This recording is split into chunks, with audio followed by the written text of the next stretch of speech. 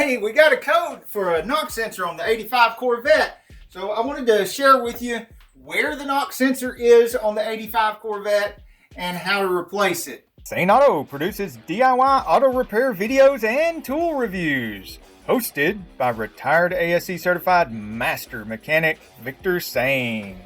It's not that complicated a job, but there is crawling around on the ground. One note before we get started.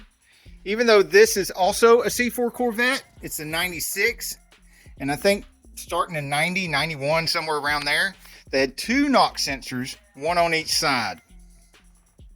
So I'm glad I'm not doing it on this one. Now, the knock sensor looks like this, and I'll put a link in the description of the video. I always put links in the description of the parts that I use and the tools that I use. There's a 22 millimeter, which fits right here. But I doubt we're going to be able to get the old one off with 22 millimeter because they usually just tear apart here when they're really old like this. This engine is the L98, and we're going to be on the passenger side down here. Oh, lovely. Okay, the starter is over here on this side. And in front of where the starter is, there she is! Woohoo! Found it. Oh, there. Look at that. The connector was barely on there. Right there. The connector was just barely on there. Looks like we really need a new connector too. So I'll order a connector and I'll replace that next time. Right now I'm just going to go ahead and replace the knock sensor. And then I'll order a connector and I will replace the connector next. It won't be in this video. All right, see the condition of it, it looks pretty bad. So it's probably just gonna tear up when I hit it with the wrench. Okay, here we go. I'm gonna take some of these just in case. Gonna need one of these too because that won't fit under there and I need both hands free. It's not gonna work with the wrench. Not at all. Okay, I've got the channel locks on it and I'm just grabbing it and turning it repetitively counterclockwise, and it's just a whole lot more of this over and over again.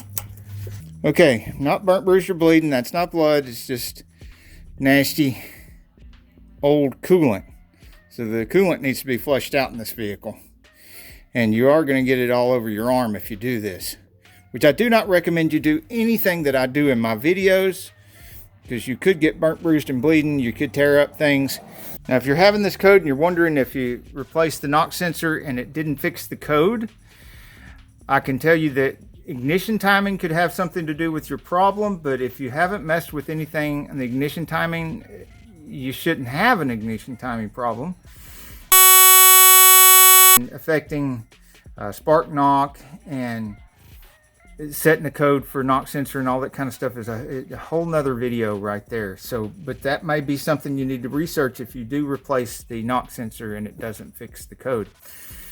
But most likely, if it's not an 85 like this one, if it's into the 90s like this one has two knock sensors, so replacing one of them probably isn't going to get rid of your code. You replace them both because you're not going to know which knock sensor the code is for. I put a tiny bit of Loctite on there. It's just like the other one. Of course, I don't know why you would want to pull a knock sensor out that you're not replacing with a new one. So I don't see anybody worrying too much about damaging it when they pull it out. But it's a good habit to either put Loctite or anti-seize on just about every threads that you put in, depending on what's appropriate for the situation. Hardly ever use any threads dry. My thinking is that every time I pull a knock sensor out, I'm replacing it, whether it's bad or not, because it's usually either because I suspect it's bad or because I'm rebuilding an engine. If I'm going to go through the trouble of rebuilding an engine, I'm not putting old knock sensors back in it. So there she is, a pretty new knock sensor. And I'm going to order a new pigtail, and when that comes in, I'll put that on. In our Corvette repair playlist, we also have brake master cylinder replace, ball joints replaced, upper and lower. These were riveted in, and the ones on the lower were pressed in. New shocks, Lots of other stuff. Don't forget to top off your coolant after a job like this. And if you like this one, we got lots of other Corvette repair videos in our Corvette repair playlist. Hey, if you like this video, we got a whole lot more. We got tool reviews, we've got repair videos, we've got show car videos, hot rods, mod rods, you name it. If it's got wheels on it and an engine, it's probably on this channel. So subscribe, like, and binge watch Saneauto. Binge watch Saneauto.